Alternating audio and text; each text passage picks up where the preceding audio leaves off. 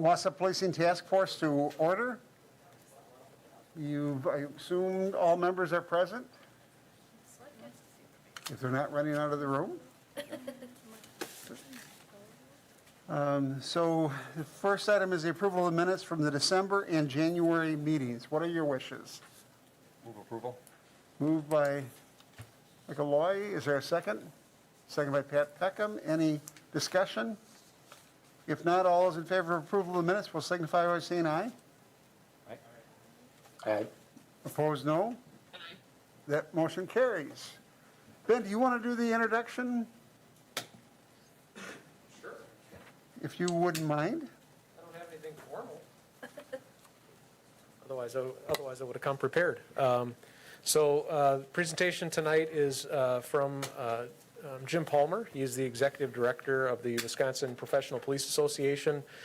And so he speaks from, I think, from a union perspective. He was down in Madison testifying today on some legislation. So I appreciate the fact that he came up here in person. He's a Wausau East alum and is from the Wausau area. So it's really kind of him to drive up here and give us his time.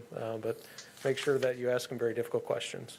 See how good he is on his feet. Appreciate that. Yeah, you're welcome. And Jim, on behalf of the commission, we very much appreciate your coming up and willingness to share your perspectives and expertise with us. And we look forward to working with you to make policing better. Well, thank you. I genuinely appreciate the opportunity, and I also appreciate the work that this body is doing to take kind of an introspective look at policing in the community and how it can be strengthened. Just as a forewarning, I know we can put a human in space, but I have yet to find a mask that doesn't fog my glasses up, so if occasionally I have to correct that, ask that you bear with me. As the chief indicated, I am a native of Wausau, so on behalf of my parents, who often complain that I don't see them nearly enough. I'm in the meeting. Thank you. So I have Christmas gifts actually for them, so that killing a couple birds here. But no, I'm very glad to be here and to help interact with you and help in any way that I can, share some perspectives. Let's see if this works. Work? No. All right. A little bit about me. As Ben mentioned, I am a native of Wausau. Did go to Wausau East. It was then the new Wausau East. Now it's long been the old Wausau East. So I'm dating myself a little bit. On a prefatory note, while I have a haircut that is common to the profession, I myself have never been a law enforcement officer, so I just get that out of the way. It's a question I often get. I am the chief executive of the Wisconsin Professional Police Association. Also act as our spokesperson, chief legal counsel, and our chief lobbyist. I serve on a number of governing boards for the Law Enforcement Officers Memorial Fund in Washington, D.C., the National Association of Police Organizations, the Wisconsin Law Enforcement Accreditation Group, and the Wisconsin Law Enforcement Officers Resource Council. And you gotta love the formatting. In 2018, I was appointed by Governor Evers to an advisory group that he utilized, kind of seeking some input on criminal justice issues prior to assuming office, and just last fall was appointed by Assembly Speaker Robin Voss to the Speaker's Task Force on Racial Disparities. And I'll talk more about that a little bit later. I have been an advocate on behalf of our organization for a variety of reform legislative initiatives, specifically, or most prominently, legislation became law in 2014 mandating the independent investigations of officer-involved deaths. And as I understand it, you had a presentation on that, I think, at your last meeting. Wisconsin became the first state in the nation in 2014 to pass such a law, and I believe only 2 or 3 states have followed suit. I received a law degree from Valparaiso University, so I'm a lawyer, don't hold that against me, and went to UW-Madison, and as the chief mentioned, Wausau East. A little bit about the WPPA. We represent over 10,000 members from more than 300 local association affiliates. We are the state's largest law enforcement group. We were founded as a fraternal organization in 1932 and have evolved since to be a full-service labor organization. And we advocate for our members in a variety of capacities, including, also as the chief said, at the state legislature, different administrative agencies, the courts, and the community at large, and the communities in which our members serve. With a few notable exceptions, such as the Wisconsin State Patrol officers and Milwaukee Police, we represent the vast majority of the officers in the state. We are an independent, nonpartisan, full-service labor organization, and we're probably best recognized, perhaps at least within the law enforcement community, is we represent officers involved in officer-involved shootings and other types of critical incidents. And not surprisingly, because we represent most of the officers year in and year out, we represent the vast majority of officers in those cases. Three basic areas I'd like to cover this evening.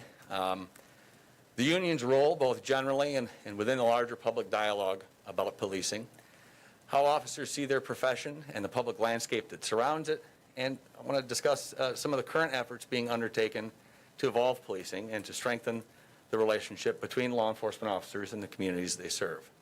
Obviously, please feel free to ask questions at any time on these topics or any others. I'll do my best to be responsive.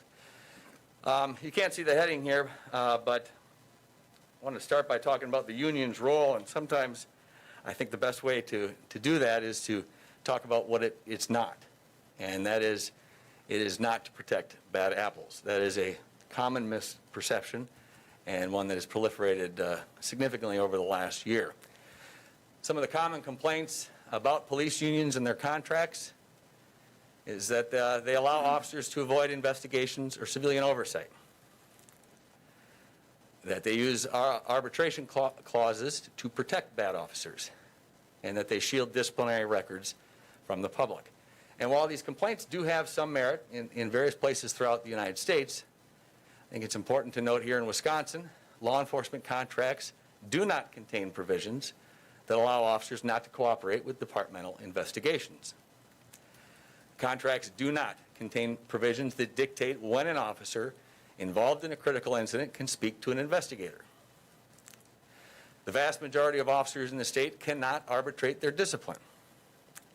And amongst those that do, in Wisconsin, deputy sheriffs can arbitrate their discipline. I'm not aware of a single disciplinary arbitration in the last decade. So it's very rare. Law enforcement contracts also do not include provisions intended to shield disciplinary records from the public. Wisconsin has a very strong public records law, and that's something that we support. And when it comes to civilian oversight, Wisconsin really had this is another area where we lead the way. We've had civilian oversight through mechanisms like local police and fire commissions for over 100 years, and that is unusual when you look around the country. I often say that no one wants a bad cop out of the profession more than a good one. It's not good union business, and we are not in the business of protecting bad officers. If we were, we would just see them again and again and again. The WPPA's advocacy is unique for a variety of reasons. As I mentioned earlier, we've consistently lobbied state lawmakers to support measures to increase transparency and accountability within the profession. An effort that we are undertaking still to this day. We have a proud and progressive history of advocating for reform. You mentioned the officer-involved death law that mandates independent investigations. For more than 8 years, the WPPA has collected and publicly reported data regarding officer-involved shootings that occur in this state. It may surprise you that we are the only entity in the state that collects and reports on such data. And also for more than 8 years, the WPPA has commissioned an annual poll to gauge public perception on a wide variety of issues related to policing. We then share the unabridged results and use them to drive a constructive and informed dialogue. And again, this may surprise you. We're the only police group in the country that undertakes such an effort. So when you talk about the union role, I think it's, there's how unions operate generally, and I'd like I think it's important to point out that we do things differently in Wisconsin. We have a history, I think a well-established history of doing that.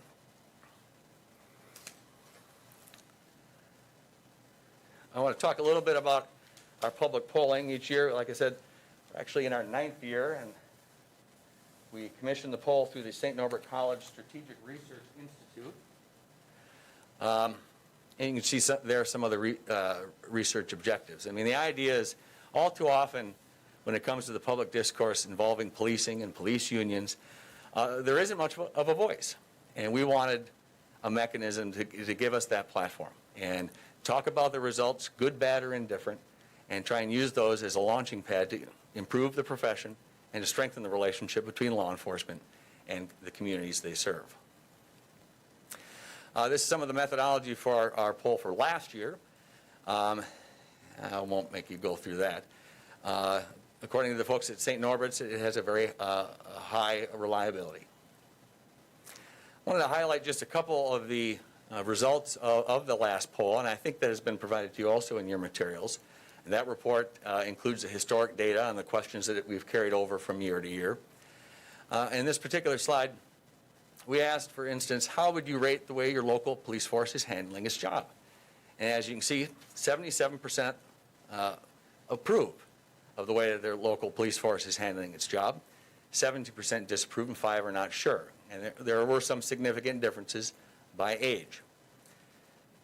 When you ask this question, overall, how would you rate the way your local police force is handling its job by race over time? And so we do break down these demographics because we think it's important to recognize the disparities, and you can see here that there are some disparities. Amongst white respondents, let's see, 38% strongly approve compared to 19% that strongly approve amongst non-white respondents. And then that's something we think it's important to acknowledge, not necessarily have an explanation for, but to acknowledge that there is a disparity. Some points about the overall picture of the community that we have gleaned through our research is overall the public continues to have a positive view of the community that they live in and the services and programs carried out by their local and state governments. Over 3/4 rate their community as an excellent or good place to live, and keeping the community safe from crime is consistently ranked as the top priority. When it comes to the respondents' views of local police, in general, citizens continue to give high ratings to their local officers. 77% approve, and the majority report having a great deal of respect for the police in their community. Now, it is important to note, it is noted there, that in 2019, 75% of the public indicated having a great deal of respect. And so this is one of the reasons we follow this is, is 2020 beginning of a trend, or is it something, is it just a one-year thing, or, that we think there's value and that can help, value in that information that can help inform the public dialogue. One of the other things that we used our polling for is kind of put perception against reality when it comes to the views that people have about the officer-involved shootings that occur in this state. So, for instance, according to our polling, a majority agree that most of the people shot by law enforcement officers in Wisconsin are black, African American, or a member of a minority group. And in reality, when you look at the actual results, percentages of individuals shot by police in the state, it's been pretty consistent. Around 70% are white individuals, and 24%, between 24 and 30% in that neighborhood are African American. We asked in the past year how many people fatally shot by Wisconsin police do you believe were armed? And if you look at the green bars there, it more than a third each year have said that they believed only some of the individuals shot by officers in the state of Wisconsin were armed. When you look in reality, the numbers are much different. Between 92 and 100% consistently each year. And it's worth pointing out that this data mirrors the data at the national level. If you look at the Washington Post database, this is very consistent. It's over there. Despite these realities, I think it's important to note, thank you, that these perceptions matter. According to our polling, 37% of respondents feel that the deaths of African Americans and other minorities by police officers are signs of a broader problem. Roughly 2 in 5, or 41%, think police violence against the public in Wisconsin is a serious problem. And according to a recent Gallup poll taken last year, majority of Americans, both Republicans and Democrats, agree that policing needs major changes. And so we have viewed this as an organization as a call to action. And so for that reason, last fall we unveiled, if you will, a series of comprehensive proposals to reform policing. Some were those that were authored by Republicans over the years, some by Governor Evers, and then a number that we have come up with on our own. I'm going to take a drink before my mouth fuses shut.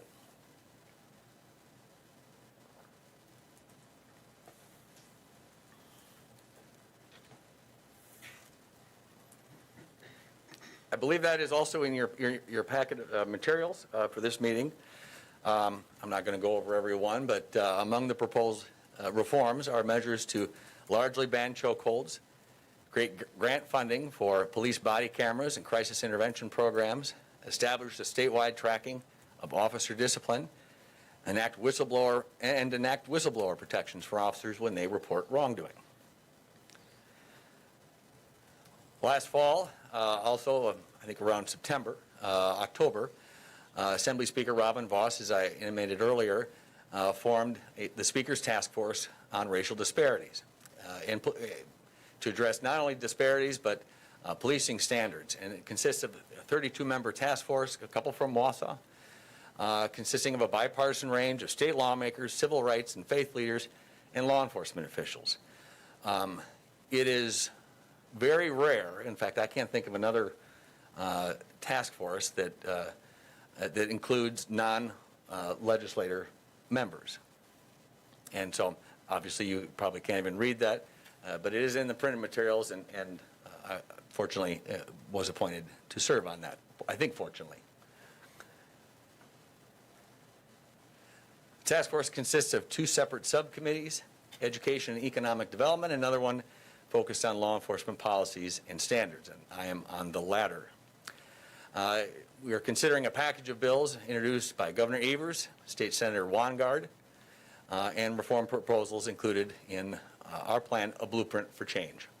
And that really was, just to go back to that for a second, the result of a series of discussions that we had with people both within the law enforcement profession and outside of it during the summer last year. And leaders of communities of color, lawmakers from the Black Caucus, just to make, we really honestly wanted to be thoughtful about what we were putting together and get their input, which isn't to say that they agreed with everything or that was their, what was included in that plan that would be their first choice. And I also want to note that, we call it a blueprint for change. We don't claim to have all the answers. But we are trying to put our best foot forward. And frankly, I'm not aware of another police group in the country that has put forth as comprehensive a series of proposals as we have. So far, there are some areas that we've been discussing where I think there could be some consensus. Obviously, I don't speak for the task force. I better make that, that caveat. We've talked a lot about use of force data collection, and if you followed our last meeting, one point that we haven't, I think, resolved is whether or not that should include pointed firearm events. Should data be collected each time an officer points a firearm at an individual, regardless of whether or not they fire that weapon? A number of large urban agencies throughout the country have started doing so in the last few years, and some of the research does seem to indicate a correlation. And so that's just not an issue that we have resolved yet. There is a widespread support, though, for statewide use of force data collection, which we simply don't have. I mean, the fact that our organization is the only entity where, that compiles and reports data relative to officer-involved shootings is insufficient. We've talked a great deal about crisis intervention training. And again, we haven't settled anything on this in this area yet, because right now we're stuck with what's the best way to increase it? I mean, do we require more hours in the academy? There are people on both sides or coming from these issues at different angles, from different angles that say different things. Should we add hours each year to the required training hours that officers have to undergo? Or should we increase the training funds? Or all the above? Right now in Wisconsin, there's a crisis intervention training grant program. It's $250,000 every 2-year biennium. That's paltry. And, that's the same amount as when that program was established in 2013. A tremendous amount of support, not surprisingly, for body-worn cameras. And so we've talked a lot about how can we facilitate the proliferation of that technology throughout the state. How do we support it? And we've also had a lot of discussion about when the policies, specifically when they should be activated. And that's something we haven't quite resolved, although I think, in my opinion, we're close. If you look at the model policies put out by the ACLU, the COPS office, which is the Community-Oriented Policing Office within the Department of Justice, as well as groups like IACP, the International Association of Chiefs of Police. When it comes to activation, they all basically say the same thing, and that is anytime an officer is going to have an interaction with a member of the public. There are some, however, that on the task force that want those cameras or think they believe that the camera should be on all the time. And then chokeholds. In Wisconsin, as you may well know, chokeholds are not part of the training curriculum, educational curriculum. They're not taught. It is also true, however, that they're not expressly prohibited. And as an organization, we support that. Governor Evers has proposed legislation which would prohibit them across the board and not create any exceptions. Republican Senator Van Wongard out of Racine has a different version which would also prohibit them, except in the case where an officer is fighting for their life. And on the issues that, coming soon rather, and in terms of the issues that we have yet to discuss, are a whole bunch of pretty contentious ones. No-knock search warrants, the legislation that was just introduced in the last week by Representative Lakeisha Myers out of Milwaukee to prohibit them completely. Whistleblower protections for officers. I think when this conversation comes up with members of the general public, they're stunned to learn that officers don't have whistleblower protections. And so there is that impediment for them to report wrongdoing. We think it should be dealt with. The issue of qualified immunity is actually on the agenda for our next meeting on February 25th. And so I'm sure that will be a fairly contentious meeting. We plan to talk about how to expand the community involvement of the police and fire commissions, how we might establish a disciplinary database for law enforcement officers at the state level. On the issue of decertification, that relates to a bill that has been around for several years that law enforcement across the board supports, not just our group, but the groups that represent the chiefs and sheriffs as well, that would expand the authority of the Law Enforcement Standards Board to decertify officers that engage in certain conduct. And then Senator Wongard has a proposal for kind of create an overarching statewide use of force review board that would analyze officer-involved shootings and deaths and report publicly on those statistics that they compile. And then lastly, officer wellness.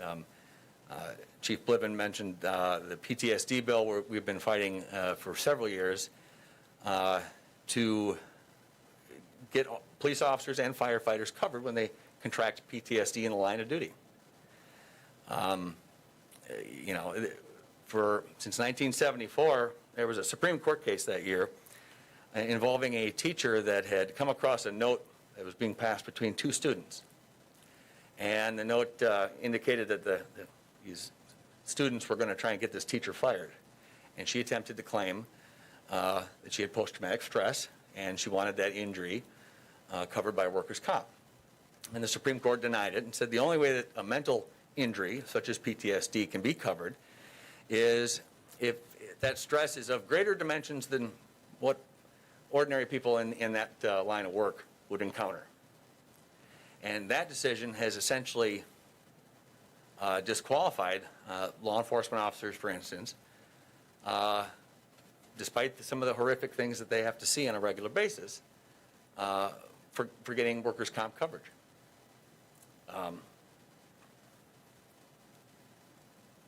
Excuse me.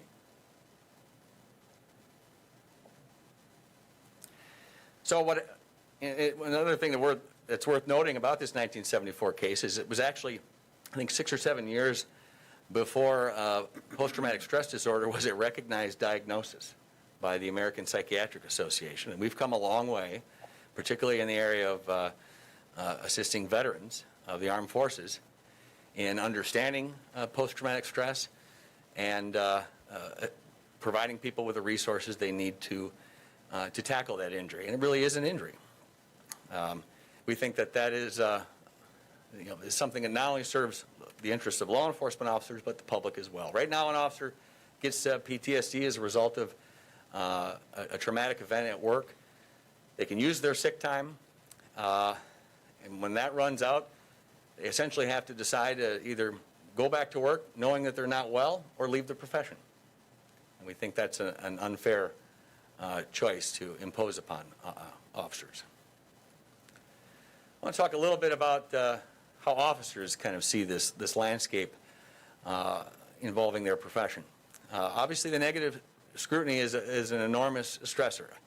I've had, several officers contact me and complain about, why isn't the WPPA speaking out on these issues? And we actually had to add a page on our website to show all the stories, places where we've, been speaking out on these issues, hopefully in a constructive way.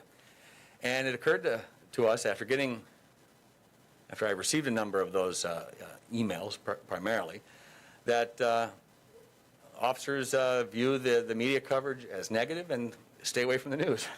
So kind of an interesting challenge for someone who's trying to advocate for them in the news media. But officers feel as though their profession is more dangerous than it was 5 years ago. In 2018, we conducted a survey of our members, and 65% indicated that they felt their jobs were more dangerous than they were 5 years earlier. If you look at some of the polling data that we've put together over the years, the public has a different view. The public generally thinks that their community is safer than it was 5 years ago. So that same survey also showed that a slight majority of officers, they noted a decline in the morale within their department. Officers see a frequent rush to judgment following a controversial use of force incident, and I think that plays into probably all of them, but number one as well in terms of the negative scrutiny. There is oftentimes, we have this incredible pioneering law in Wisconsin that mandates independent investigations of officer-involved deaths. And it's very unusual for an investigating agency to say much about an event that they're investigating. And because they're leading the investigation, the agency that employs an officer, they typically don't know a lot of details. So they're not in a position. And so you have a vacuum of information following a lot of these events here in Wisconsin. And there are times when there are people that rush to conclude what occurred at the onset of an investigation that may show something different. And perhaps not surprisingly, anecdotal evidence would seem to suggest that retirements are on the rise, and many departments are reporting a lack of candidates applying to enter the profession. Going back to our 2018 survey, an alarming 87% of officers reported that their agencies were having a difficult time finding qualified candidates. And so one of the things I want to leave you with, and it's a theme that we've tried to present for a long time, but obviously more prominently in the last year, is that supporting the cause for social justice is not mutually exclusive from supporting law enforcement. And maybe it was because we had the backdrop of a very partisan presidential election, but it seemed like for a lot of folks, whether you're in the profession or not, that there was this pressure to pick one side. And we don't think that represents where people are. We think that our polling supports that. And we do believe that law enforcement officers and their unions can play an invaluable role in the public discourse, and we're certainly trying to. And we're doing things in furtherance of that that other police groups around the country simply aren't doing. So I hope that has been helpful. I'm, again, have a tremendous amount of respect not only for this endeavor, but the way you are approaching it. I think it's just, there are a number of communities around the state that have formed similar bodies, and I'm especially excited to see what this group comes up with. And to the extent that I can answer any questions that you have, I'd be happy to. But I'm honored to have been invited to speak to you tonight. Once again, I'd like to thank you for sharing your perspective with us tonight. I would like to just ask a couple of questions, if I may. I've had the opportunity to do 2 ride-alongs with members of the Wausau Police Department, one at night and one during the day. But what became obvious to me is that their role as a social worker and a mental health officer. And in Wausau, we've created the CART, the Crisis Assessment Response Team, but it's pretty much limited to day shifts. And when you look across the state, are there other successful models that have taken that concept of trying to integrate policing with human service needs that have been successful? And what are the results of those efforts? No, that's a great question. Obviously, it's been a big topic of discussion over the last year in particular. As far as are there any success stories, I think that's such a new avenue. I think it would be hard for me to point to them. There are some examples out in Oregon, for instance, where they do utilize social workers and mental health employees to respond to what appear to be nonviolent calls. And a lot of people point to that as, that's why we should be considering it in every city across the country. And we think it's worth exploring, for sure. I think officers do get relegated to respond to incidents that maybe they don't have the training for, or that somebody else might be better at. One of the things that people, I think, overlook when they point to like Oregon's model is that it's a couple decades in the making, and they have adequate support systems in place that help make it successful, and we simply don't have those here. Right now, the vast majority of people that are detained for a mental health issue have to be transported to Winnebago, the Winnebago Mental Health Institute. That takes 2 officers off the street for as long as it takes to transport them there and wait for them to be processed, and it can easily be a day or more. And when someone's suffering a mental health crisis, I think most people would agree that the best place for them is not in the back of a squad car. So the short answer is I'm not aware of any success stories in Wisconsin. I know a lot of municipalities are evaluating that. So are you familiar with our CART program, which is, in terms of pairing the officers with the A little bit, crisis? yes. I mean, I understand about as much as anything beyond that I wouldn't. But and I think other municipalities are looking at that. But it's still a very new approach, and so I don't think there's a lot of data to indicate one way or another. Any other questions, Mike? Good, bad, or indifferent? I'm open. Yeah, on that topic, given my profession and the organization I represent is particularly pertinent to this whole discussion because law enforcement officers are being called to do so much outside the scope of what they went to school for, and I think that puts them in a difficult position. I can tell you that what we're building here in Wausau will be the success story for other communities to look at, and what we've been building the last 3 years and what's ahead in, I think, the next 18 months. We're trying to build a very comprehensive mental health system here, and a psychiatric ED type model where we will avoid medical clearance in 90% of the interactions that we have. We're one of the few counties in the state of Wisconsin that operates its own mental health hospital, both an adult and youth hospital now. So certainly look forward to that, but it's that outreach and that interaction with the community. And, you know, you have a couple of recommendations in your blueprint here relative to mental health and you know, even school resource officers, you know, putting police in all these different various areas. And I just was curious, I mean, and from your perspective, as you look at, you know, the mental health system in the state of Wisconsin, it's, you know, when you see one county, you've seen one county, and every municipality and county within that jurisdiction have different mental health systems and roles. Have you been part of discussions at the state about how we can create a more, I guess, seamless or integrated mental health system across the state of Wisconsin versus just relying on state institutes and EDs for emergency mental health? And I think, you know, you hit an excellent point, and I think we're just hitting just the tip of the iceberg of how, I mean, as you mentioned, different county facilities are licensed to take different people, and they're not all licensed the same. And I can tell you that there's not a single person in the state of Wisconsin that can tell you what that landscape looks like. That's a problem. Mm-hmm. We need a lot better information as it relates to that.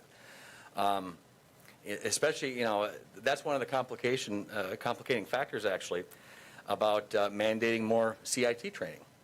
Is that, you know, county facilities or different academies, depending on where they're located and the health facilities that they have in those areas, that dictates a lot of how those officers are trained. Mm-hmm. But the fact that nobody can tell you today, what facilities can take what, you know, individuals, what types of individuals, I think is a problem. And so we are part of those discussions, and I think until we get better information, we're going to be behind the 8 ball in terms of moving the ball forward.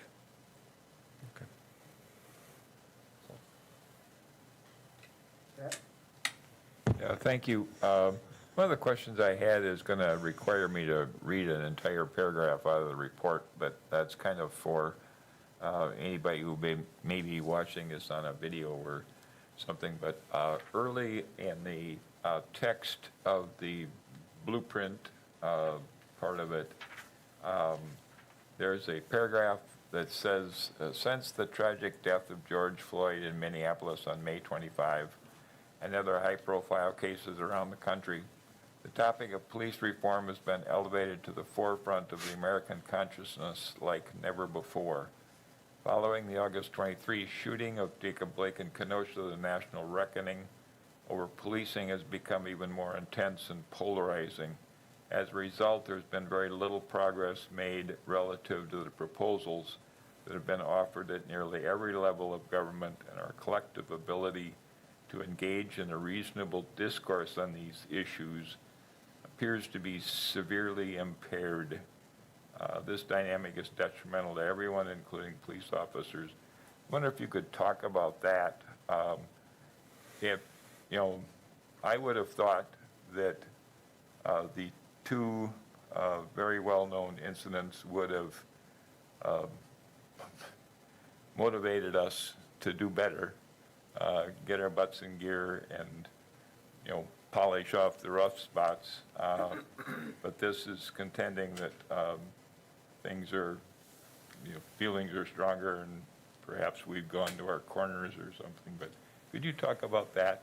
Absolutely. And I understand you have a writing background. I thought you were going to add a bunch of grammatical corrections, so I'm just relieved that you didn't do that. I was impressed. Well, I appreciate that. It means a great deal.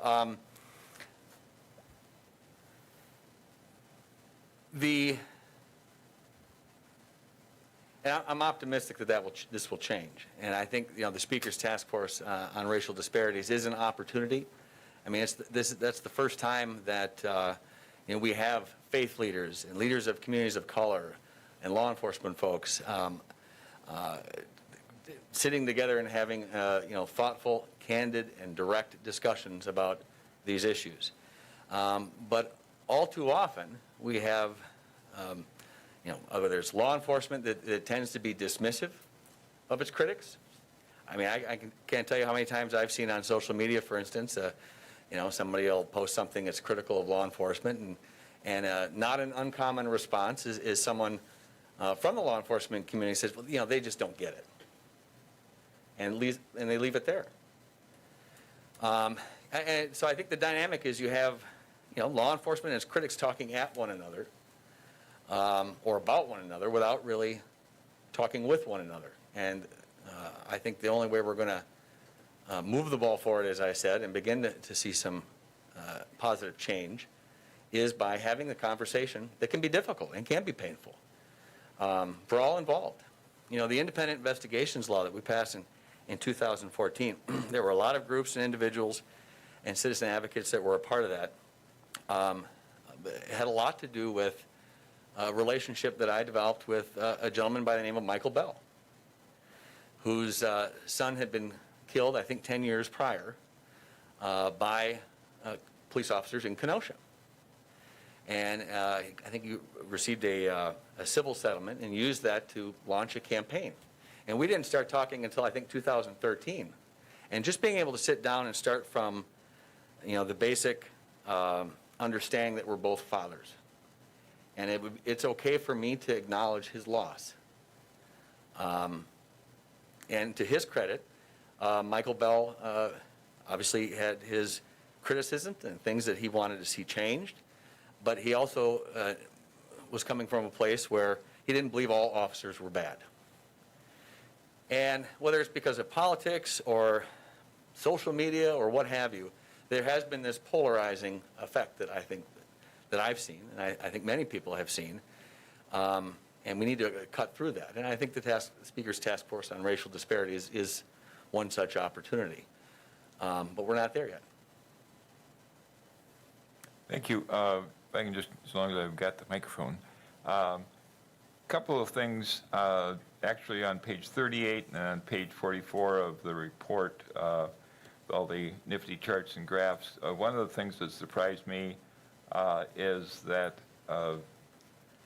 after, I'm assuming some of these results were gathered after George Floyd. Yep. After that, in 2020, non-whites want less police presence in their midst. And they also, there was a decrease in their assessment of the extent of the racism problem. So wondered if you have thoughts, or maybe somebody on the panel here has thoughts on what would motivate non-whites to want less police presence, if it sincerely is that they're afraid of officers at that point, and then why non-whites might feel there's actually less racism now than there was in 2019, 2018. Well, I think, and I, you know, part of our objective in doing the research is to put it out there to foster the discussion. And I don't qualifying it by saying I don't have the answers, but I do think that a lot of people, and this kind of goes to your last question about people, you know, this kind of polarized nature to the public discourse, is that people kind of confine themselves in their silos. They watch the news they like, that they tend to agree with. They interact on social media with people that tend to have the same views. And so I think if you're a white individual that lives in a community that doesn't have a large minority population, everything probably seems pretty good to you, because you don't have a great sense of what the minority community is going through, and you probably don't even have the channel of communication to find out. Over the years, and I think the data was collected prior to the George Floyd incident, but I think in prior years, you know, we ask, we posed the question a couple different times, you know, whether people want more officers in their neighborhood, less officers, or should it stay the same? And pretty consistently, minority respondents have indicated they want more officers, not less. And then when we ask questions about, and kind of gauge their perceptions on community-oriented policing, there's a significant difference. I mean, it enjoys widespread support, but there's much more support for community-oriented policing amongst minority respondents. And so how we interpret those questions kind of read together, those results read together, is that, you know, minority communities, I think there's evidence to suggest they want more officers, not less, but they're telling us what kind of officers they want. and that is officers that know their neighborhoods, that foster and develop those relationships. And there has been a significant increase in community-oriented policing throughout the country and certainly throughout Wisconsin. We would suggest that's an area that we should invest more in. If the idea is truly to strengthen the relationship between law enforcement officers and the communities they serve, we look at this data as, that the communities of color are telling us what they want their department to look like, what they want it to do, how it should function, at least in that respect. It'll be interesting to see what happens with the next one. Yes. And I do think it's very valuable and admirable that you're doing it every year. So that just makes it so much more valid, I think. I appreciate that. We kind of identify the areas that we'd like to gauge public perception on and then allow the folks at the St. Ormond College Strategic Research Institute to form the questions. We're not trying to get a particular result, which is why we released the report in its entirety. And the results, good, bad, or indifferent. And we can talk about them. We can own them. And I think sometimes acknowledging where there are disparities is important, and that can help foster, I hope, a discussion. Bill, did you have a question? Yeah, I was looking at the blueprint for change, Yes, sir. and in the community engagement innovation section, the first one talks about establishing a community policing development grant program. It talks about community-oriented police houses in high-crime neighborhoods for 60,000, population of 60,000 over. If you could just talk a little bit more about what that exactly looks like, and would there be opportunities for smaller communities in some other grant or something to take advantage if they're experiencing, higher crime levels, at a percentage-wise base for those? I would hope so. I mean, I think, it's long been a policing strategy that, in high crime areas, that's where we place more officers. But in an enforcement deployment, community-oriented policing houses, or cops' houses as they call them, they exist. Racine is a very good example, where they have been very, very successful, and they provide a variety of community-oriented services and functions. And again, it's an officer that is consistently assigned to that house. It's a house. I mean, it's not. And people know the officers that work out of that house, and they develop those relationships. And I think it should be opened up as wide as possible. The 60,000 population, it relates to the specific legislative proposal. But I think, next to body-worn cameras, which my personal opinion, I think is maybe the most important priority for law enforcement across the country. And in Wisconsin, I think investing more in community-oriented policing would be right behind it. And then if you could just provide a little more, so I know on its face it seems self-explanatory, but I'm also a lawyer in practice. And there is there's a number of sections that says in terms of criminal penalties, establish criminal penalties for knowingly filing a false complaint against a law enforcement officer with the officer's employer, department, or police and fire commission. However, all of the rest of the guidelines have more of an explanation. And my worry is that what I see a lot of times, or see sometimes, is that people can file a complaint. It may not exactly be true, but it's based then off of an assumption that they made. And some of those assumptions are based on sometimes experiences and then that interaction. And then there's a jump off where they make this complaint because maybe they thought this after this happened, but it was then an assumption. And so I'm wondering, I fear about quelling people's, because we want people to communicate. And if they see something and say something, sometimes there are opportunities to educate people. But I always fear in terms of sometimes seeing that if we might quail people from actually speaking up, other people out, and what that exactly means, since there isn't a larger explanation in that section. That's a very good question, and for what it's worth, I completely agree with you. I don't think we want to enact mechanisms to shortchange people that have complaints, even if they're based on assumptions or mistakes, frankly. This would be getting to, individuals that file complaints they know to be false. I mean, and as you know, with your background, that knowingly, that intent component is it's a high bar. I mean, it's a substantial one. You actually need proof. And, if someone made an assumption based upon their experiences, life experiences, I think we all do that. A lot of people do that. That wouldn't be something that we're trying to get at. It would be, where someone is using the citizen complaint process to harass an officer. And who would be in charge of sort of making that determination? It'd be the district attorney. Okay. Other questions? Yeah, I have a question quick. So for the polling that you'd been referencing the data from, like, what was the demographic group that you were polling from? Like, was it all from St. Norbert, or were they just the people who were doing the research? We just commissioned the poll through them. They do the random sampling every other year, but last year it was a telephone survey. Obviously, last year we ran into a problem where you couldn't have a call center because of global health crisis, and so they went to an internet-based model. But they use a demographic that matches the representation of Wisconsin. Okay, sure, thanks. I just have a follow-up to that question. Do they state, or what areas throughout Wisconsin?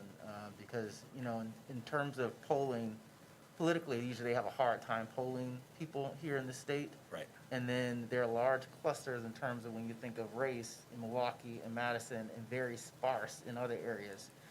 But there are obviously minorities in other areas. You bet. I guess I didn't see it, or if it was there. Is there sort of a list of what parts or what counties that they surveyed? No, and that's a very good and fair question, and especially with any polling that involves a telephonic component, you're just not going to get that.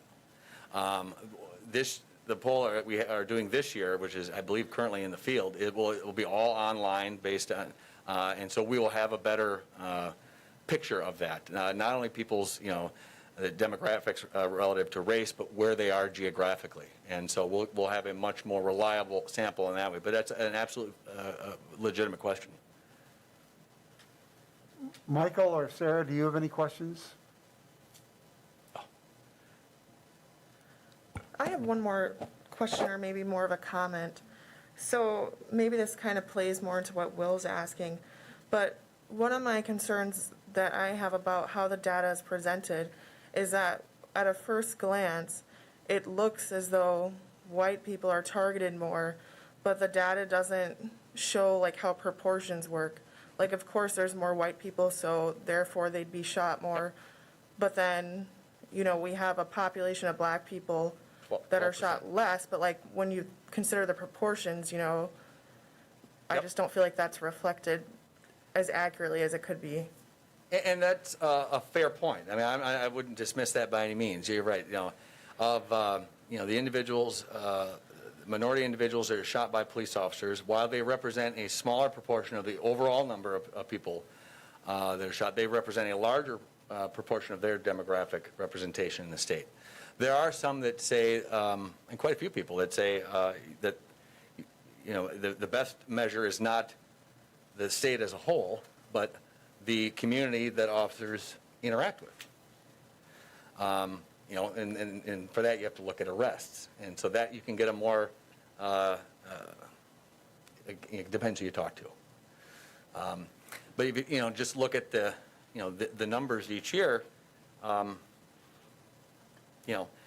regardless of race, I think the fact that in some years 100% of the individuals are armed, I think that has a lot to do with the outcome, unfortunately. And I think it's important to say that. Regardless of race, if somebody confronts an officer with a weapon, there's a higher likelihood that it's going to end in a tragic way. We also look at the statistics related to what they're armed with. And the last couple of years, for the first several years we did the poll, it was always like a 55-45 split between firearms and knives. And we've been, I think the last 2 years, hovering around, I want to say 70% firearms. That's an issue. More people are confronting officers with a firearm. And that's certainly, foremost on officers' minds. So I think that's why we look at the data relative to the proportion of people that are armed, because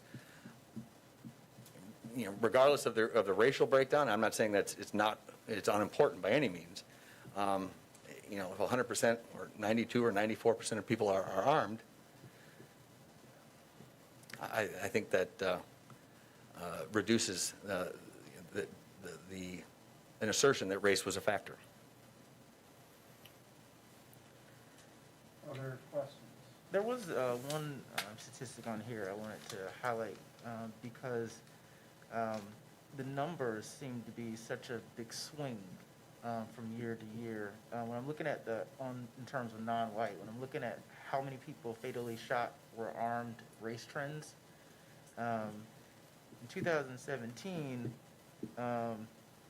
you have the top 9%, 7%, and then 70% say some, and then we jump to 2018. Now 29% from 9% say now all, and then we jump back down to 10%, and then we jump back up to 24%, and that's only 1 year after 1 year after 1 year after 1 year. So when polls like this jump up and down, it causes me to kind of question sort of was the methodology changing, or what was the cause of such big swings back and forth each year? Sure, and that's a good question. I think, as you know, polling represents it's a snapshot in time, and public perception is is significantly impacted by whatever is happening in the news, right? I mean, if we had posed the same questions after the death of George Floyd, I think the results would even be much more different than they were. And so, and that's why we do pose those questions year after year, because are these just blips, or is there a trend line? And on that question, I think it is impacted by maybe what was in the news cycle at that particular time. But I do think that does have an impact. That's just my opinion. The methodology certainly did not change. Because I guess in that particular one, if you look at the Can I- white side, can I it's just- pretty consistent. I'm afraid we're getting off on statistics within Wisconsin, and what I'd like to do, because we've got Jim here, can we focus on the questions that may be relevant to the community itself? And I don't want to stifle the debate, but I think what we've been charged with, and I appreciate the questions, but keep those thoughts in mind, because one of the charges that this task force have is to identify what additional data or research we want done for community policing here. And I don't want us to get bogged down into trends outside of our community, because I think our focus is here, unless those trends materially affect how we're providing law enforcement here. So while I encourage the discussion, if we can limit it to the relevance before us as we're looking at, are there opportunities, given his representing 10,000 professionals in law enforcement, including a couple hundred in this community between Wausau, Marathon County, and the others, to fashion a better approach to law enforcement in the community? John, I appreciate you bringing that up, and I guess I had a question about the availability, and Jim, you sort of hinted at it with this year's study.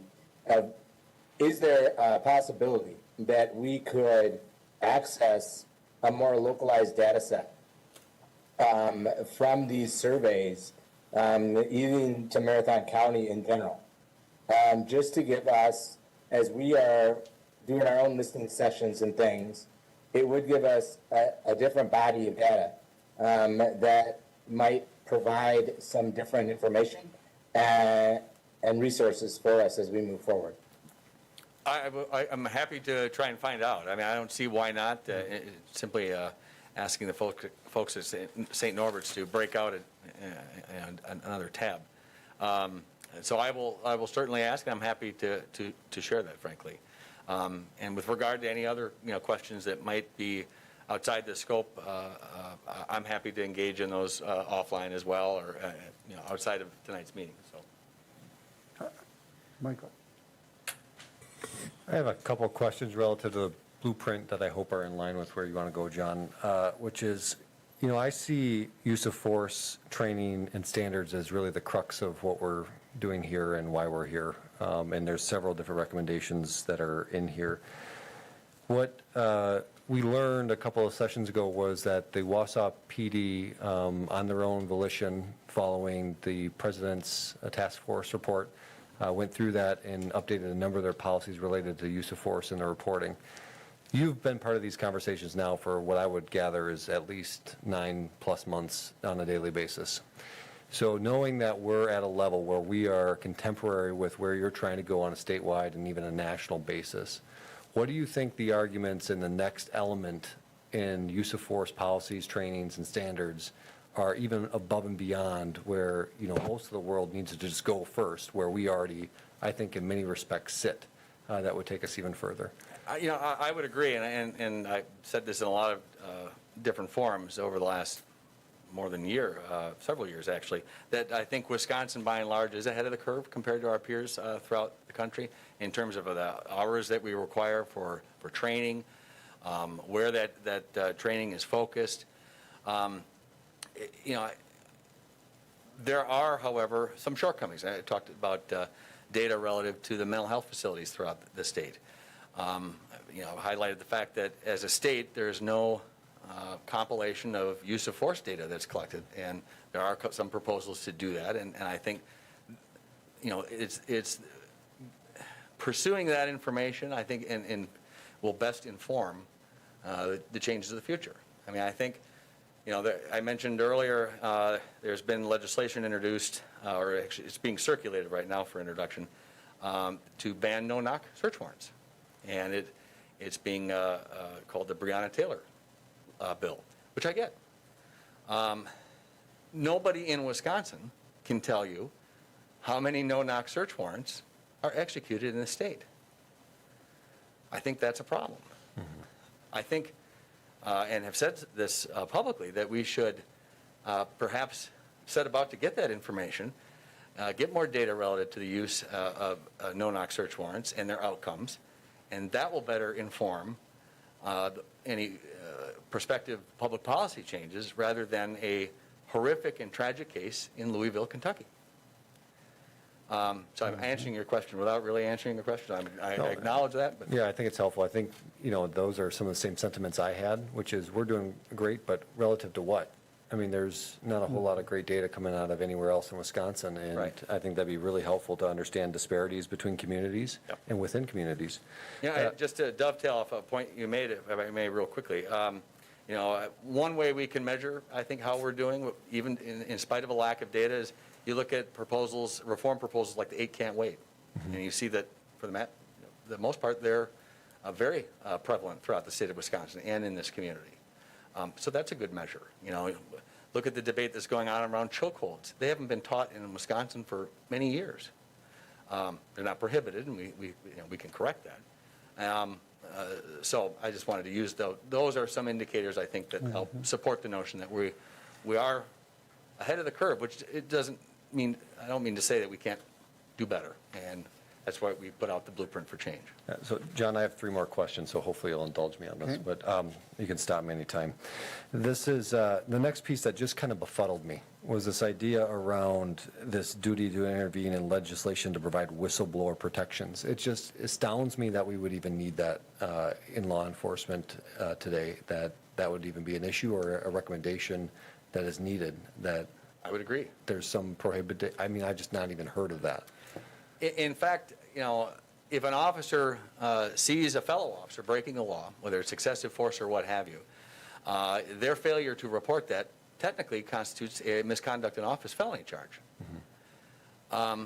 Having said that, there have been some examples over, even frankly, in the last year, that didn't involve the use of force in any of the agencies in this immediate area, but in this media market, where clearly rank and file officers were reticent about coming forward to express concerns or complaints about their chiefs. One chief is no longer in working for that agency, and the other one is facing felony charges in Eau Claire, I believe, or Marshfield area. So, Yeah, maybe there's a role for the PFC in that. I don't know if that's the right place or not, but potentially. and frankly, that wouldn't require. I mean, we are pursuing legislative change in that area, but that's something that a municipality could certainly do to establish those protections. The decertification authority under the Law Enforcement Standards Board, is that basically removal of their appointment as a law enforcement? Yes. So in Wisconsin, that's not currently allowable? With the Law Enforcement Standards Board in Wisconsin has one of the weaker decertification powers, the set of powers than compared to its peers around the country. Sure. And this legislation has been around 4 or 5 years, I believe. I mean, I think it will pass. It should pass. I mean, law enforcement groups have been very involved, community groups, and but that's one area where we can strengthen that. Not only strengthen, the LESB's decertification authority, but the transparency that goes along with it. So that an officer that gets fired or that leaves under investigation, what have you, from one department can't go to another department, or to another unsuspecting department where they aren't, they can't be made aware of that officer's prior personnel history. Okay. And last one, and this might be a touchy one, which is, one of the recommendations is increase community involvement in police and fire commissions in Milwaukee and Madison. What's the issue in Milwaukee and Madison that you're trying to address with that recommendation? Well, and they're different issues, actually. So in the city of Madison, they have established an oversight, police, civilian oversight body. It doesn't have any enforcement power, but it is staffed. I mean, so it'll have a person that's on the city payroll to assist that council and that oversight body in their work, even though they don't have any enforcement authority. I think there are some good components to what they're doing, and maybe that could be incorporated in the PFC law is kind of how we're looking at it. I mean, I think PFCs would potentially benefit by having more, someone to permanently staff that. A lot of PFCs use a city attorney or an attorney. Many do not. And having been a part of some of those proceedings, they're interesting. With regard to Milwaukee, the Milwaukee Fire and Police Commission. Now, why Milwaukee is fire and police and everywhere else it's police and fire, I don't know. But the Milwaukee Fire and Police Commission has been subject to a lot of criticism over the last year for an inability to complete investigations, to render disciplinary decisions, and they've had I think maybe at one time, 2 vacancies on the commission that contributed to that. They couldn't get a majority vote. And the provisions in that legislation that you're referring to would provide for a more timely process by which those vacancies have to be filled. And so that was the effort, our interest in that particular piece of legislation as it relates to Milwaukee. Thanks. Thank you. Will? I guess if you'll just indulge me, because I do have a follow-up question, because I was trying to go somewhere with asking about that particular statistic. And I guess what I was trying to say in going through that exercise is I wanted to know, are there trends that we should, because we're going to be doing the same sort of process in terms of surveys, in terms of public engagement, are there trends that we should also be expecting to see sort of big swings that you've noticed, or is it that, or if not, are there ways in which we should be measuring our data differently or asking the questions differently in order to get, better results here? And I guess that's where I was trying to go and pointing out sort of. Well, our questions are perfect. I'm kidding. It's a learning process. I mean, I think the value of any polling is, especially as it relates to the same questions, is doing them year after year so you can identify those trends. And that's where we found the most value. Each year we do propose some new questions for issues that we think might be up and coming. And, if we think that we can justify it, we'll continue that question year over year. And so I think continuity really is the best validation for any surveying effort or polling effort that you undertake here. I think that will help inform, was the result, were the results in this particular year responsive to something going on in the community or in the news? I mean, and you might not be able to necessarily point to anything, or, is it more indicative of a trend? And that's something you're just not going to know until you look at it over a longer period of time. So will you share the entire St. Norbert's survey with us and results? Yeah, I think in the, how long is the one that it was distributed in the packet? 70-some pages? Yes. That's the whole thing? It is. Yeah. Let me remind the task force members that what we are about to embark on, or what we are embarked on this month, is to go out for a series of listening sessions or input opportunities, for lack of a better term. Those results will drive a survey. And so, Will, I would encourage you to think through, look at the St. Norbert's questions, look at the results we get from the listening sessions to see if we can then develop some questions that we might want the community to answer. If there's a framing issue, we can go through that, but I think we want to make sure there's some statistical validity to those, and we've got Michael on here that can help us with that. But remember that we will have those opportunities, and one of the questions that we need to address and consider is, do we want to have that become a periodic sampling of the community to establish a dashboard and a way to measure performance going into the future? So keep those in mind, and those are within the scope of what this task force was doing. It's in the plan of where we're going with community engagement. So save those questions and save those thoughts, so when we go forward to the next step, we've got those and we can capture that data. If I could, I know the city of Milwaukee, actually, just in the last 2, maybe 3 years, has started undertaking such an effort, and they use St. Norbert's as well. I know some of the folks at WIPS, and so I'm confident they'll do a phenomenal job, but I'm not making a pitch for them, for St. Norbert's. But that is something I think we're going to see more municipalities doing. I think to build off what Michael was bringing up and John captured too, one of the goals that I would have to see the local data is to get a sense of where, some of the comparisons we are on the trends that we see statewide. I also would say, if possible, and we can get this, I'm the data geek, and so it would be helpful for me to help better understand the data is the data I can get from St. Norbert's that I can sort of look at, and then that might help us when we look at it compared to our demographics and things. I don't know how close St. Norbert's gets to, the demographic variables of Marathon County or Wausau. I mean, I know that in our pilot studies we're going to do, we're not, just because we have some open door sessions and things like that. But that's just stuff that we could parallel to help build where we're going to go next with our questioning and stuff. I'm happy to do whatever I can, and I will certainly inquire with the folks at St. Norbert's to see what we can do to get that information and provide it to you. Mayor? Right. I guess this is something it's been bugging me since you mentioned it when you're talking about the PTSD Supreme Court case in 1974. You read the case?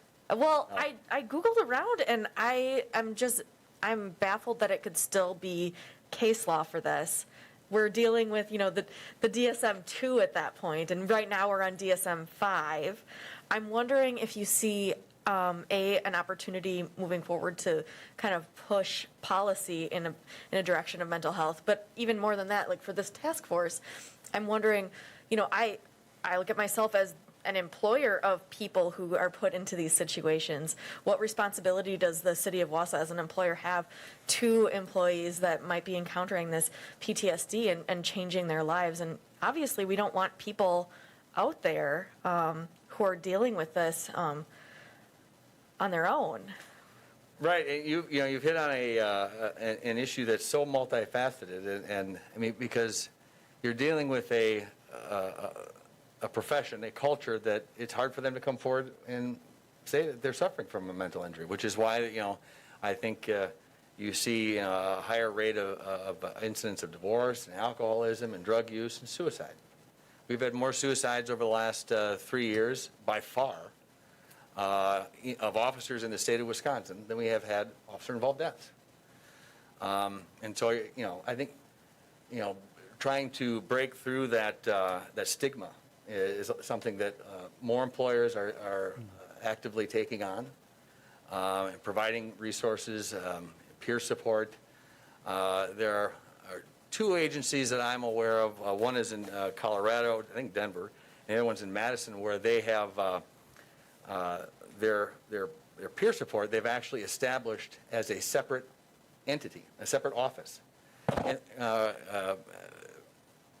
employee assistance, I mean, not peer support. Thank you. And that's because in most cases throughout the country, employee assistance is housed in the Human Resources Department. So if officers are already working a profession or a culture that makes them reluctant to come forward and say, I have a problem, knowing that the services aren't there on the back end,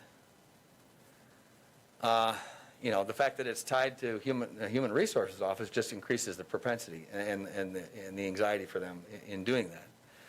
And so I think that, that approach in Madison and Denver, I think, has some merit, because it is a standalone office. And I've still heard that officers, are reluctant. And so, but that's one thing I think. I've seen some employers do that I think is really intriguing. Thank you. Thank you. Let me just try to put the St. Norbert's numbers in perspective. If there were 645 survey participants last year, Marathon County's 2.3% of the state approximately, which means that in the county there were 15 participants, of which the city is less than a third. So maybe 5% of those, or 5 individuals from the city of Wausau responded, if it's anywhere near proportionate. So I would really caution us to keep an eye on those numbers in terms of trends, but the validity and the usefulness for us in our efforts here is pretty limited, given the fact that more than likely statistically we had 5 people Right. in the city. That's an excellent point. Just like why a national poll isn't necessarily determinative of what's going on in Marathon County or Wisconsin as a whole. Excuse me. Our poll sample size this year, we expect to be over 1,000. So not that improves the extrapolation that you're talking about, but we are constantly trying to refine it and improve it and get a better product, because we think that helps advance our efforts to try and play a more assertive role in the public dialogue on these issues. So, Kelly, do you have anything? Well, thank you again, Jim. We reserve the right to call you back as we get in. You will make my parents very happy if should you do that. So, but thank you very much for the opportunity, and good luck to you in your work. And if anyone wants to contact me directly to continue these conversations, I'm happy to do that. All right. Ben, did you want to make a comment? If I can. Don't mean to boot you out there. No. If I can just follow up and just take a few minutes and just make a couple of observations specific to the work that we do in Wausau and how it relates to Mr. Palmer's comments. First, I'll talk about the PTSI legislation, or PTSD legislation. And I think from my perspective, that legislation is about keeping officers healthy and about keeping good officers in the profession, right? So, right now, it's if an officer is suffering from post-traumatic stress and they take sick time and they're off, they're at the end of their time, because they're not covered under workers' compensation, their choice is leave the profession, which isn't good if they're a good cop, or to come back to work when maybe they're not healthy enough to come back to work, right? And I think, so this legislation would then make communities better because police officers are supported in the workers' comp and in seeking the mental health treatment and care that they need to be their best version of themselves, right? And to go to the mayor's point, you know, we had an officer involved in a shooting a few years ago, and more than a year after that officer-involved shooting, the officer came to me and said, you know, I'm just struggling. Wasn't post-traumatic stress, but was having you know, some symptoms associated with this officer-involved shooting and the trauma and stress associated with that. And of course, you know, I said, hey, you know, I whatever you need, like, we want to support you. We want to, you know, get you mental health treatment and, you know, whatever you need. And so we reached out to Human Resources Department and said, you know, this was a work-related incident, and so we wanted to file a workers' compensation claim. And you know, the case that Mr. Palmer referred to was exactly the letter he received back from our insurance carrier saying, this trauma is, you know, whatever the verbiage was from that case was the reason it was denied, and it was insulting, to be frank. And so we had to find money we took money out of our office supplies budget line to pay for mental health treatment and counseling for this officer. And so that is how we are treating our police officers who are going through these incidents and serving our community, and it's not okay. So I think that's a local example of the PTSI legislation and why it is so important. You know, and then, you know, so that's about keeping good cops in the profession and keeping them at their best, because I think our community deserves cops at their best.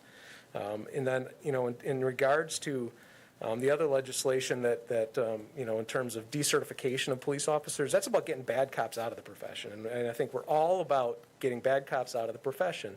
So, you know, I think anything that we can do to give law enforcement standards boards, LESB, the entity that certifies police officers, the capability to decertify police officers who should not be certified, I think that helps us. You know, we've had officers that we've that have left our agency under not good circumstances, and some who have either tried or have gotten jobs at other agencies. And that's not because we don't tell them, it's because they don't call us. So, you know, I can't tell another chief, hey, don't hire this officers because this is what happened, if they never call me. But if they're decertified and we have a decertification process, they don't have that choice to hire that officer because they're not a certified police officer, right? So that's about getting bad cops out of the profession. And then I just wanted to touch base on community-oriented policing. I think, you know, we've talked about that quite a bit at this task force. We believe in that at a very deep level here in Wausau, and we have for many, many years. You know, so we have, you know, 10 neighborhood groups. We have officers assigned to all of those neighborhood groups. You know, outside of COVID, they meet on a monthly basis.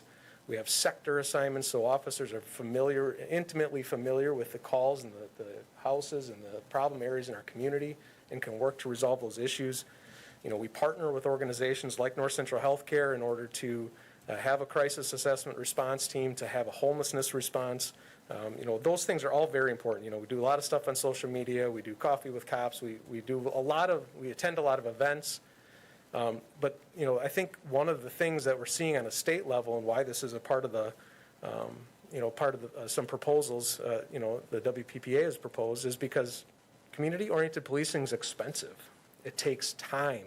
You know, we have a lot of demands on our time, and so every time somebody calls the police, you know, we have to have a response, and we want that response to be timely and effective.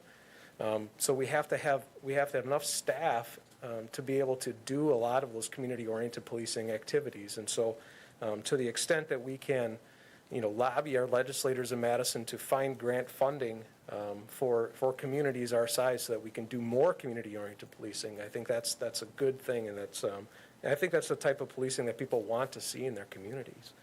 And then just lastly, to touch base on the use of force reporting, I've supplied, I think, the last 3 years of our use of force reports to the task force here.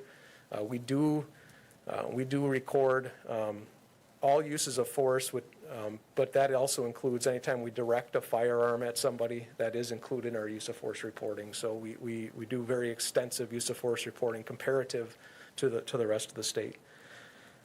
So I just wanted to touch base on those few things and talk about what we do here in Wausau specifically. Any follow-ups on that? Thank you. Let me just throw out a concept. We've spent some time looking at the president's report. We've got the speaker's task force that is looking. Is your at mic the on? procedures.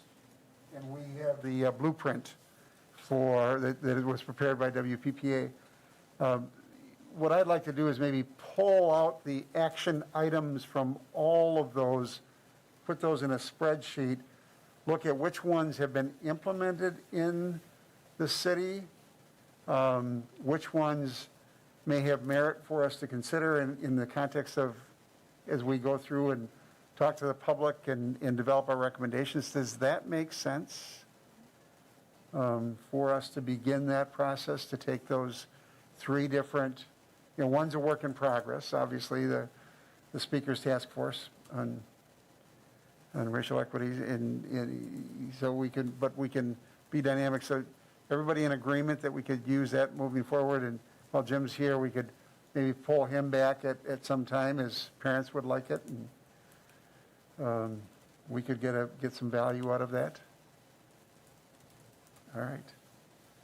Just to clarify, do we need to confirm that his parents like that? I mean, officially, or are we just taking his word for it? Is that statistically valid? Is that what your question? There's two out of the three parties are not here. That's true. It's, that's a good point. That's a fair observation. Michael? John, I don't know, one of the sentences in this blueprint just jumped out at me, and it said, addressing the systemic racial disparities that exist in society requires an effort to identify a systemic set of solutions. I think we're going to do a really good job looking at what's out there related to policing, but as I said earlier in a earlier task force meeting, I think that unfortunately our law enforcement officials become the face of the entire criminal justice system. And I think that there's still a whole lot I don't know about how systemic racism impacts people's perception of criminal justice in a broader sense than just the people out on the street that are enforcing the laws. So I don't know where we will come to that. We will try to address some of those issues going forward. We've had some discussions with the Sheriff's Department, with Chad Billups and Senator Ledoux, from the jail perspective of what are the populations in the jail. And we'll be talking about that at future meetings. I think that the role of probation parole is an important one, and the chief and Mayor and I have had discussions about bringing in both the district attorney and some of the justice alternative people to talk about their programs. So I think we've got some work to do in that area, but we are trying to stage that as best we can. Can I speak to that? Just Please. very briefly? Strive for breath. Specifically, what I was thinking of when I wrote that is that, there is only so much you can do within law enforcement. To your point, we could enact every single reform that someone might want, but if we haven't done something to address the huge proportion of minorities that grow up in poverty in the city of Milwaukee, I would charge that we haven't really gotten to the root of the problem. And that's not to deflect and say law enforcement shouldn't be a part of the discussion. That's why we put together the plan that we did. But I think the point that you were making is that there are issues outside of that are systemic in educational opportunities, economic opportunities, and things that ought to be a part of the calculus as well. And that's why the other subcommittee of the Speaker's Task Force is economic development and education. So. Yeah, I think my point is that all the other systems have failed our public, and law enforcement is the last wall that people interact with, right. And that's just unfortunate. Law enforcement officers, by virtue of the badge and the uniform they wear, they represent the government, the municipality where they work. People can recognize an officer by virtue of their uniform more easily than they can recognize, no offense, the mayor. Maybe not this mayor. Not offended. So thank you. I appreciate it. All right, any other questions relative to this topic? If not, we'll move on to public engagement, and Eric Giordano could not be with us tonight, but has laid out, I think, have you all seen the posters and the information about the upcoming listening opportunities and input opportunities? If you haven't, can you share those? But what we are looking at is, again, trying to get input through web with the survey, having the dedicated phone line in 3 languages, English, Spanish, and Hmong, allowing people to submit comments, videos or others, submitting emails or letters, or attending our listening sessions. And we have those listening sessions set up for Tuesday, February 16th. That one is, while not exclusively, it will be focused primarily on people of color, and there will be an effort to do that. We do need, at most of these, a task force member. The mayor will welcome people. They will have facilitators. In that case, Latanya Campo will be the facilitator. Haley has agreed to be the task force member. We've got a script that we'd like to have you follow or use at the end, just to indicate this is the start of the public participation process, not the end. But for Wednesday, February 17th, we will have a Zoom meeting that will be led by Eric Giordano and Ruth Kanji from WIPS, which will be English. We need a task force member for that meeting to sort of do the wrap-up and just to show our presence. Is anybody interested in doing that? Again, Wednesday the 17th at 6 p.m. It'll be a Zoom WebEx meeting. I can do that, John. Then we have one on Thursday, the 18th at noon. Again, Ruth and Eric will be the facilitators. It'll be English online. Is there a task force member that would be interested in doing that one? Yeah?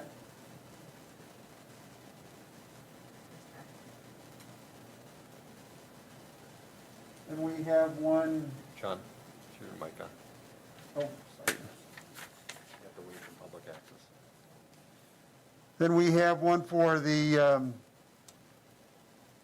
18th at 4:30 that will be an in-person one. That will be at John Muir School from approximately 4:30 to 6. I will be there unless somebody else would like to.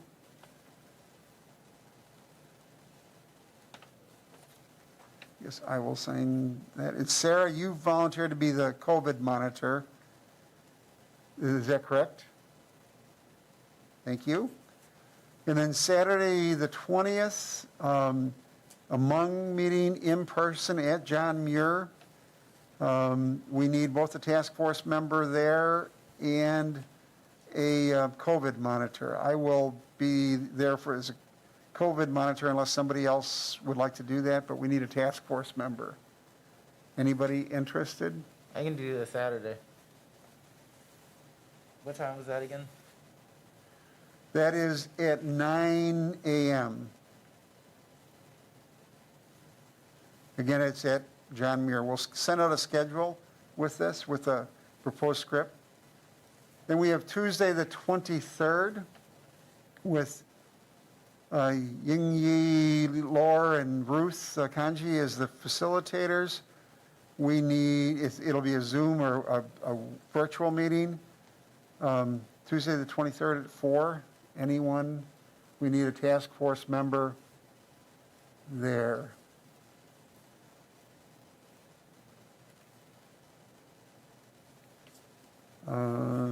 I can take that. If nobody's interested, I'll take it. And then finally, on the 27th, at 5 PM, there will be a Spanish online call-in program, which will be live streamed, and we need a task force member for that. Spanish. I am not available that day. Is anybody else interested? It's Saturday, the 27th at 5 PM.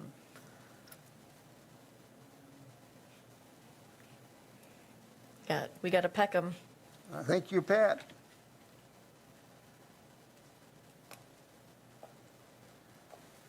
So with those set, we are trying to get the word out any way we can. We have some brochures that Katie has both in English, Spanish, and Hmong. We have been working with various groups, trying to get them to distribute the information, trying to get it back in. And again, these are input sessions where we will collect that data, use that to develop the survey of the community. And so Will and Haley, I know you have some strong concerns. Please think about what those questions you might want asked are, all members of the task force. And when we go forward, and think of it not only in the context of today, but if we're trying to develop that baseline, if we want to be more than 5 people out of 645 from this community, what questions would we want to ask? So begin to think about that, and we'll have those results at our next meeting. But then we'll need to begin to look at where are we going with that survey, and those will then drive the third step in that process is to set up those focus groups, those very targeted focus groups where we're going to get into a little bit more probing questions, I think, as to where we might go with some policy recommendations. And then that will come back to us at that time. Are there any questions about where we're going with public engagement? And I want to thank Whips and Eric and his staff for doing a great job of pulling this together and being responsive to requests to change our format. And Michael, Sarah, and Kaylee, and Ben and the mayor have been involved in those weekly meetings, all contributing to that, and thank you for those efforts. Any questions on that engagement process?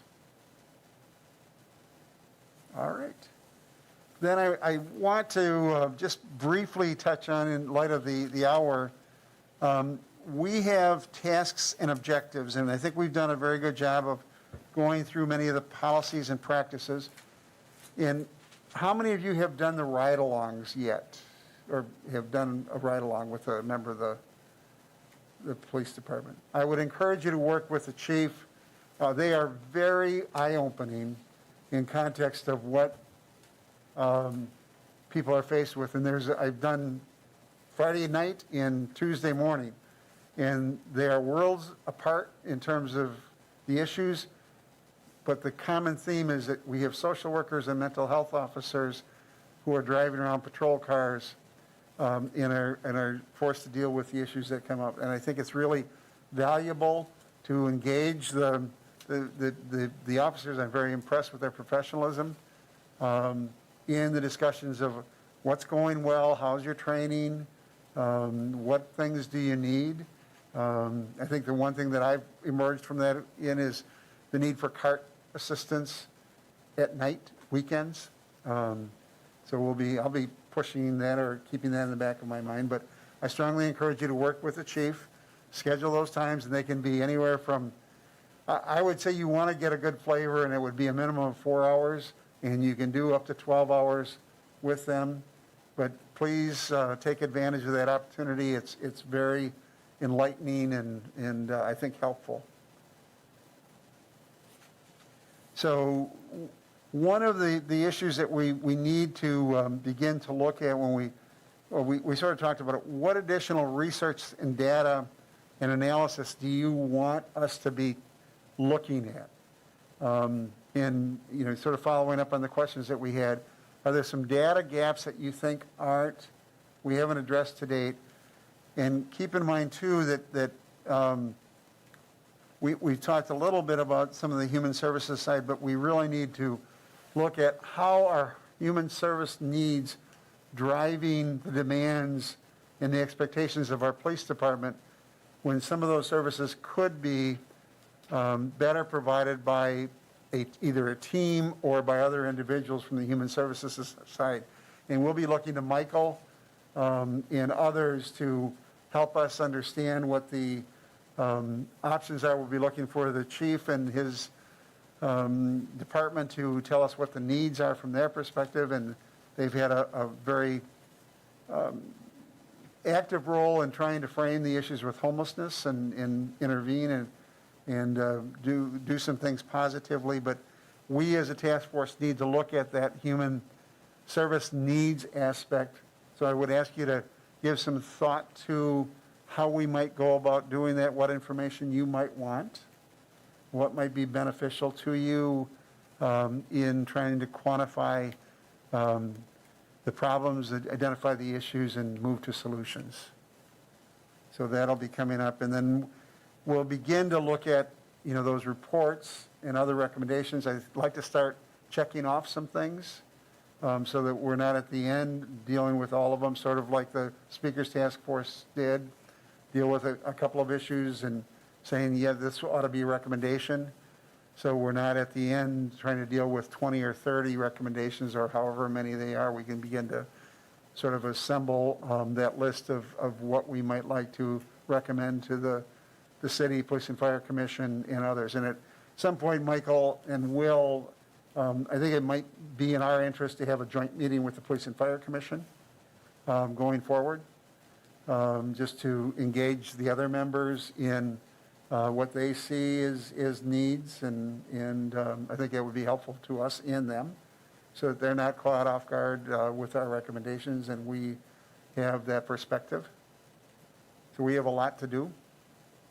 Any questions? I try to go through our charter and begin to, or not our charter, excuse me, our we don't have a charter. Go ahead. Yes, I guess one of the buckets that we had on here was the personnel processes. And I'm wondering, could we add on there officer wellness? Because I think that's an important thing that we talked about tonight and we'll want to consider in the future too. In that same vein, I think at one point we talked about getting the voice of the department personnel, and I'm not so sure where that comes in yet, but that still needs to be incumbent in our process about all of these issues, what their perceptions are. I think one of the things we had talked about doing is one of the dedicated focus groups would be with them. We certainly would encourage them to take advantage of these listening sessions and or the online, the web-based forum or to submit comments. We don't want to exclude them, but we want to make sure that they're comfortable making comments to us. But we are looking at specifically a dedicated focus group with law enforcement staff. I think we need to make sure we bring that up with Eric at our sort of research conversation, because I do think needs to be some separation there. As much as we talked about Chief Livin being present when the public was there, I think there's also a flip side, that officers may have a different, approach and ability to be comfortable and safe without having community necessarily there. Just something we might want to talk about on our Wednesday meeting. Okay. Anything else? Anything else? If not, a motion to adjourn is in order. Next meeting? Next meeting is March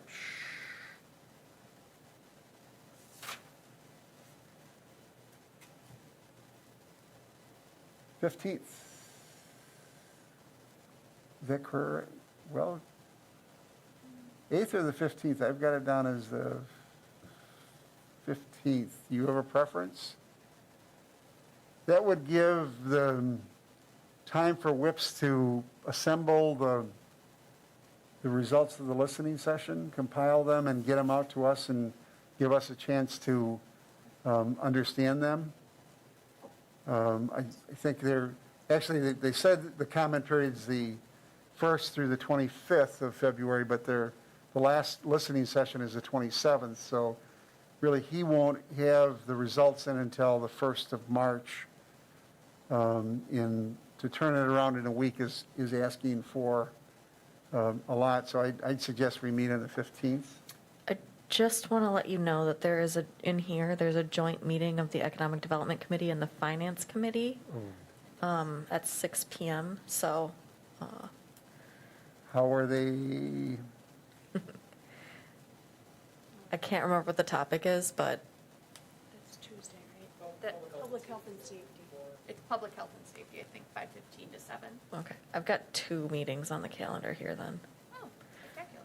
Do we want to look at a different date? Yeah, if you wanted to move it to the afternoon instead of the evening. I know that we moved it to the evening to have more participation from the public, but, yeah, so thanks. Do you want to do a 3:30 on the 15th? Well, I'm looking for people that have Yes. daytime responsibilities. Does that work for you, 3:30 on the 15th? Be 3:30 to what time? 5. 5. We possibly say 3:45. I know it's a small difference, but I get off right at 3:30. Public health and safety is at 5:15, so you'll run up against that. I will be remote that meeting. I mean, if not, it's okay. Well, but- 3:45 is fine. Yeah, you'll just have to stop talking earlier, which you haven't been able to do lately, but I believe in your ability to do this in March. I would provide your motion to adjourn if that's timely. It is. Second? Moved by Pat, second by Will. All those in favor? Aye. Opposed? That carries. Thank you again, Jim, for spending the evening with us. I have posters up here if anyone would like to take them with you.